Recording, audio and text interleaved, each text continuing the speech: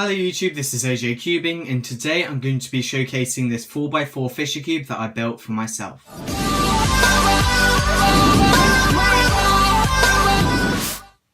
So I didn't really want to make a standard modding video that I usually make on this cube just because I wasn't so happy with how some of the footage turned out, but I am very pleased with how the actual cube turned out, so I thought I'd show it to you guys.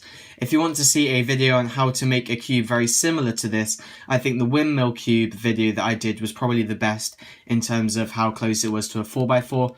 But if you want to know how I did it, basically I just went and sawed off the corners here and then filled this in with milliput and then extended all of these pieces out with milliput and ended up with a cube shape yet again.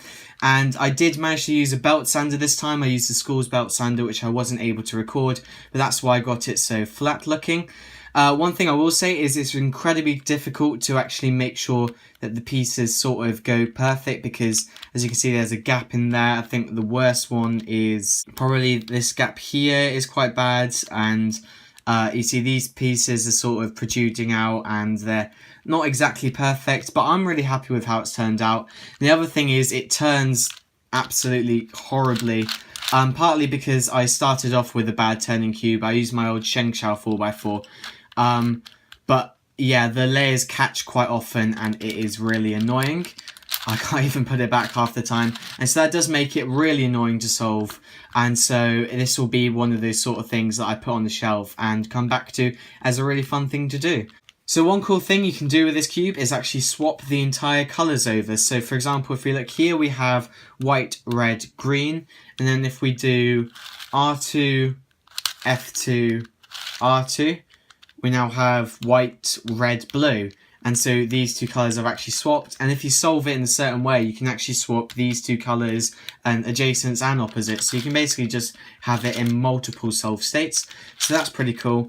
And then if we take a look at the checkerboard pattern, it's pretty similar to how the checkerboard pattern for a 4x4 normally works, in that you end up with the checkerboards on these four faces and then these two are the solid colours. Ooh, and if you turn it like this, then this, and then here, and then offset this layer like this, then you can see it makes this sort of a house shape puzzle with quite a weird colour scheme. But yeah, I think that looks quite cool, and maybe someone should make a mod where they make it like this and sticker it up, and then you have to solve it into that shape. So that'll be really weird. So this is it fully scrambled. As you can see, it's very hedgehoggy, sort of everything poking out sort of puzzle. I think it looks absolutely wicked in this scrambled state. And also the more scrambled it gets, the harder it can be to turn. These turns have been alright, but every so often it does sort of catch on these sort of pieces like that or stuff like that. And pieces can pop out and stuff. And I knew it was going to be a bad turning puzzle anyway, so I'm not too disappointed with it. But anyway, let's go on with the solve.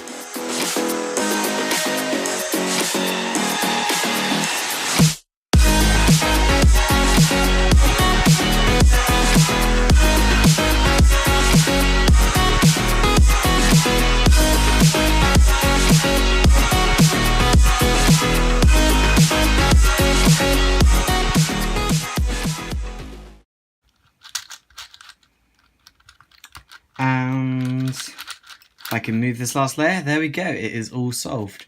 And yeah, it is fairly difficult the first few times you solve it.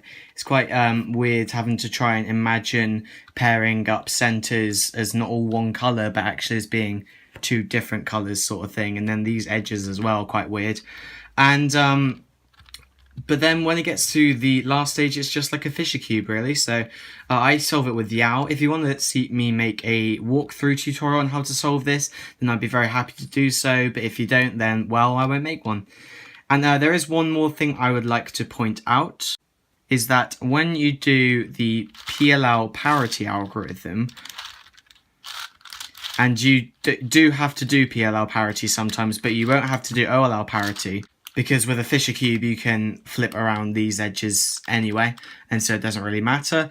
But when you do PLL parity, you'll see that it actually does this weird thing to the centers. Essentially, we need to swap over these two and these two, and the only way I can think of doing that is by using U2 centers for 4-blind, and which basically makes some commutators. So I will swap this piece here with this piece, and then swap that piece, which is up here, with this piece, and then swap them over again, and that will eventually solve the centers.